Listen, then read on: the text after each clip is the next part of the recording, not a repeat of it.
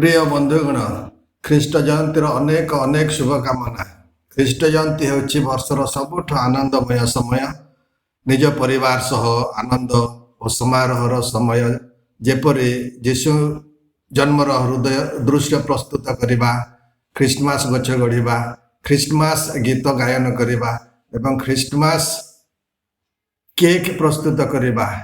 यही समय समस्त मुहरे हस एवं हृदय रे एक आनंद भरा आशा संचार करे।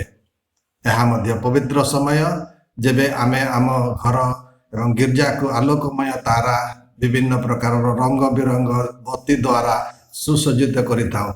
सुंदर दृश्य। प्रश्न उठे कहीं ଖ୍ରୀଷ୍ଟମାସ समग्र पृथ्वीर सबुठु आलोकमय और आनंदमय समय अटे। कारण यह आम त्राणकर्ता जीशु समग्र संसार त्राणकर्ता जन्मदिन।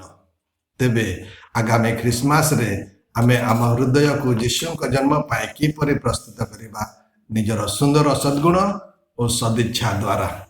चलतु आमे भी तीन ज्योतिषों सदृश जो माने बेतलेहेम को यात्रा करिले सेमानक सहित आमे यात्रा करिबा।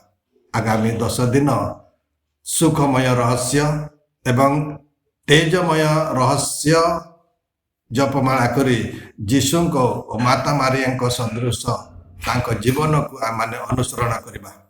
माता मारिया और जीशु को जीवन आमे मध्य निज जीवन को पवित्र और निष्कलंक करवा।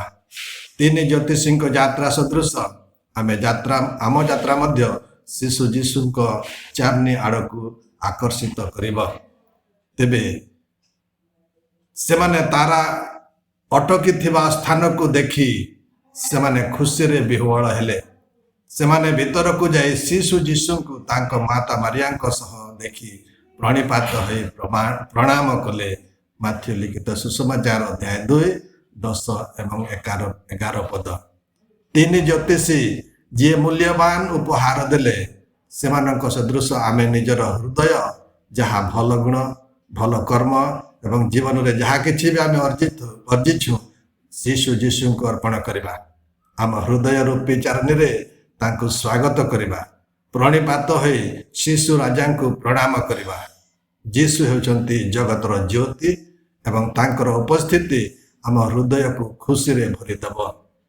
जीशुंकर ज्योति रे आनंदित हुआ, साम संगीत गाई हर्षोत्फुल्लित हुआ।